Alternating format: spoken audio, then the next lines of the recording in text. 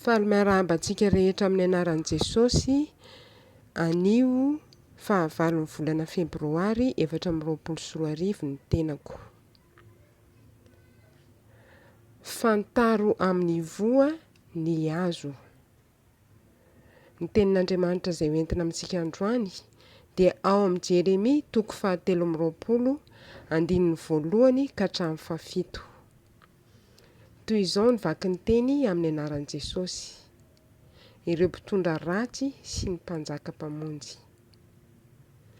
Lozan'ireo mpiandry ondry izay manimba sy mampihaka ny ondry fiandroko hoy ny Tompo. Koa izao ny lazain'ny Tompo, Andriamanitry ny Israely, ny amin'ireo mpitondra izay miandry ny oloko.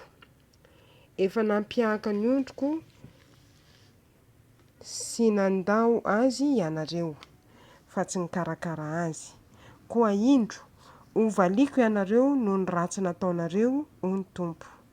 Ary hanangona ny ondriko sisa avy any amin'ny tany rehetra izay nandroako azy aho, ka ampodiako ho any amin'ny saha ny andrasana azy, dia hitombo sy hihamaro. Ary hanendry mpitondra ho azy aho, ka ireo ny andry azy, ary tsy hatahotra na hivadi-po intsony izy, sady tsy hisy tsy ho voavory, hoy ny Tompo. Indro avy ny andro, hoy ny Tompo, izay ananganako solofo marina ho an'i Davida. Koa hanjaka izy sady ho endry, ary hanao fitsarana marina amin'ny tany. Amin'ny androny no hamonjena ny Joda sy handrian'ny Israely fehizay. Ary izao no anarany izay hanononana azy, ny Tompo no fahamarinantsika. Koa indro avy ny andro, hoy ny Tompo, izay tsy hitenenana intsony hoe raha velona koa ny Tompo izay nitondra zanak'Israely niakatra avy tany amin'ny tany Ejipta.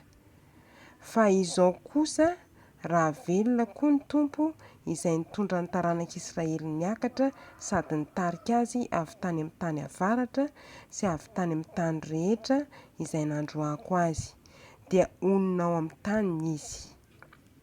Amen.